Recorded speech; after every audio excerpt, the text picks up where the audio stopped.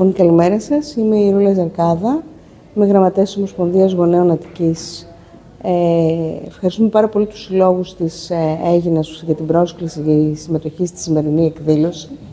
Για μας το θέμα της σημερινής εκδήλωσης, η ειδική αγωγή, είναι ένα ζήτημα που μας έχει απασχολήσει πάρα πολύ, ειδικά μετά το καλοκαίρι, με τις νέες εξελίξεις που έχουν προκύψει, με ένα νόμο που αλλάζει πραγματικά ό,τι ίσχυε μέχρι σήμερα για τα παιδιά που χρειάζονται ειδική υποστήριξη στα σχολεία μας, από το νηπιαγωγείο μέχρι και το λύκειο. Ανησυχούμε πραγματικά σε μια εποχή που θα έπρεπε να δίνονται πολύ περισσότερες ευκαιρίες σε όλα τα παιδιά. Βρισκόμαστε αντιμέτωποι με μια κατάσταση που περιστέλει ακόμα περισσότερο όσα υπήρχαν.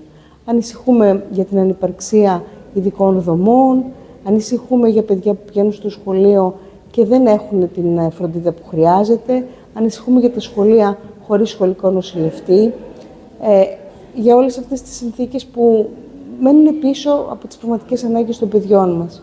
Ειδικά για το θέμα της ειδικής αγωγής, μέσα στο καλοκαίρι και με κλειστά σχολεία ψηφίστηκε ένας νόμος που επί της ουσίας δίνει έναν άνθρωπο για πολλές περιπτώσεις αξιολογημένων παιδιών με δυσκολίες, για πολλά παιδιά που θα χρειάζονταν δίπλα τους στον εκπαιδευτικό. Όλα αυτά τα παιδιά πολύ γρήγορα απογοητεύονται, αποθαρρύνονται από το σχολείο. Μας ενδιαφέρει να αποκατασταθεί αυτή η αδικία σε βάρος των παιδιών. Μας ενδιαφέρει όλα τα παιδιά να έχουν την εκπαίδευση που τους αξίζει και την εκπαίδευση που έχουν ανάγκη. Πολύ περισσότερο να σας πω ότι, επειδή έχω και την ευθύνη της Περιφέρειας Πειραιά, ερχόμαστε από ένα πολύ τραγικό γεγονός την προηγούμενη εβδομάδα στο δεύτερο ειδικό σχολείο Πειραιά, όπου μια μικρή μαθήτρια έχασε τη ζωή της. Δεν μπορούμε να καταλογίσουμε ευθύνες σε κανέναν. Προφανώς το σχολείο είχε εκπαιδευτικούς. Πρέπει όμως να σας πω ότι ήταν ένα σχολείο που στεγαζόταν σε δομές τυπικού σχολείου, ένα σχολείο που δεν ανταποκρίνονταν στις πραγματικές ανάγκες των παιδιών. Όλα τα σχολεία μας είναι υπερπληθή. Οι τάξεις είναι ασφυκτικά γεμάτες με 25 και πλέον παιδιά. Καταλαβαίνετε ότι οι περιπτώσεις των παιδιών που χρειάζονται περισσότερο συγκέντρωση ή τα παιδιά που χρειάζονται ένα ατομικό πρόγραμμα μέσα σε ένα τέτοιο πλήθος μαθητών δεν μπορεί να ικανοποιηθούν. Ένας δάσκαλος για όλους.